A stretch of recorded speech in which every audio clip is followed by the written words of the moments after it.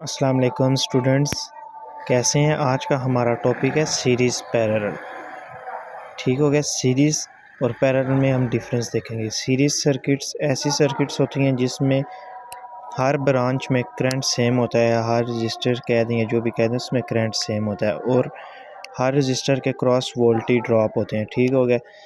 और इसमें series circuits में जंक्शन अनशेड होता है, मतलब कि ये एक जंक्शन है या नोड कह दें, जो भी कह दें।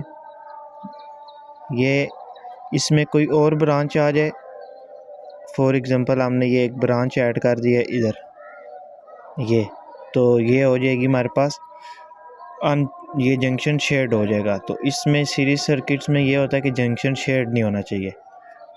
ठीक हो गया।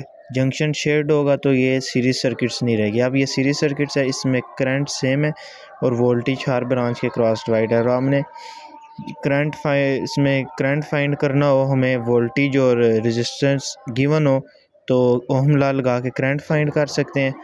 अगर हमें करंट और रेजिस्टर गिवन हो, रेजिस्टेंस, तो हम वोल्टेज फाइंड कर सकते हैं इसी तरह ओहम लॉ की मदद से। अगर हमने आर इक्विवेलेंट फाइंड करनी है इस सर्किट की तो R E Q equal to R1 plus R2 plus R3, जितनी भी रेजिस्टेंस होंगी सबको ऐड कर देंगे तो हमारे पास एक रेजिस्टेंस आ जाएगी, उसे हम नाम देंगे आर इक्विवेलेंट। फॉर एग्जांपल ये है 10, 20 और 30 ओम की तीन रेजिस्टेंस लगी हैं। हम इसे सोल्व करते हैं इधर, तो ये हमारे पास एक रेजिस्टेंस आ जाएगी, इसे ऐड कर देंगे 10, 20 और 10 प्लस 20 प्लस 30, ये हमारे पास आ जाएगा 60 ओम की एक रेजिस्टेंस आ जाएगी और 12 वोल्ट। इसमें से अब हम करंट फाइंड कर सकते हैं इसमें सर्किट में कितना करंट फ्लो हो रहा है। ठीक हो गया। ये हमारे पास सीरीज सर्किट होगी।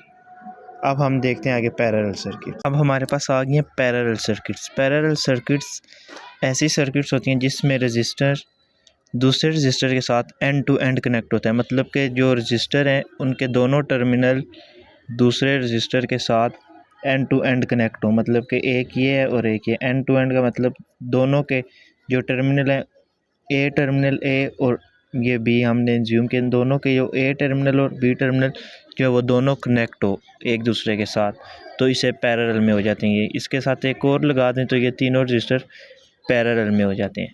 ठीक हो गया। और इसमें जो है करंट डिवाइड होता है हर ब्रांच में, मतलब कि इधर से हम करंट दिए हमने 1 एम्पेयर का, ये आई था हमारे पास। इधर आगे आके I1, I2 और I3 तीन ब्रांचेस आ गई हैं और तीनों में जो करंट है वो डिवाइड होगा।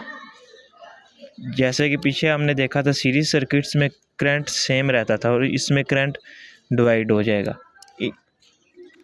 इसमें वोल्टेज सेम रहते हैं, हर ब्रांच के क्रॉस वोल्टेज सेम रहते हैं।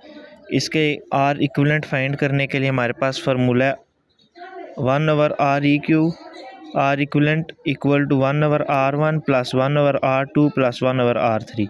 ठीक हो गया। तीन ब्रांचें थी R1, R2, R3, ये उसके फार्मूला आ गया। इसे हमने सिंप्लीफाई किया, एलसीएम ले लिया, फिर इसका रेसिप्रोकल लिया तो हमारे पास 1/R इक्विवेलेंट था, इसका रेसिप्रोकल ले लिया R E Q equal to ये रेसिप्रोकल, ये नीचे आ गया, ये ऊपर चला गया। ठीक हो गया, ये आ गया।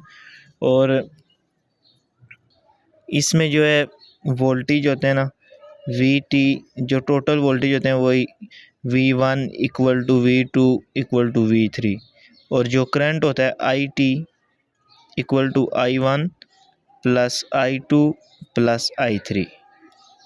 मतलब जो करंट I आ रहा है इन तीनों का सम करेंगे तो वो जो I के बराबर आएगा।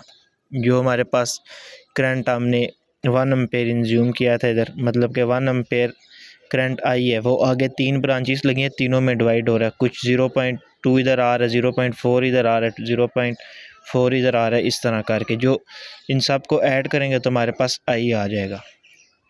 ठीक हो गया। ये था हमारा आज का सीरीज़ पैरेलल टॉपिक। उम्मीद है कि आपको समझ आई होगी। तो आप चैनल को लाइक करें, सब्सक्राइब करें और मज़ीद इस तरह की मालूमात हासिल करें।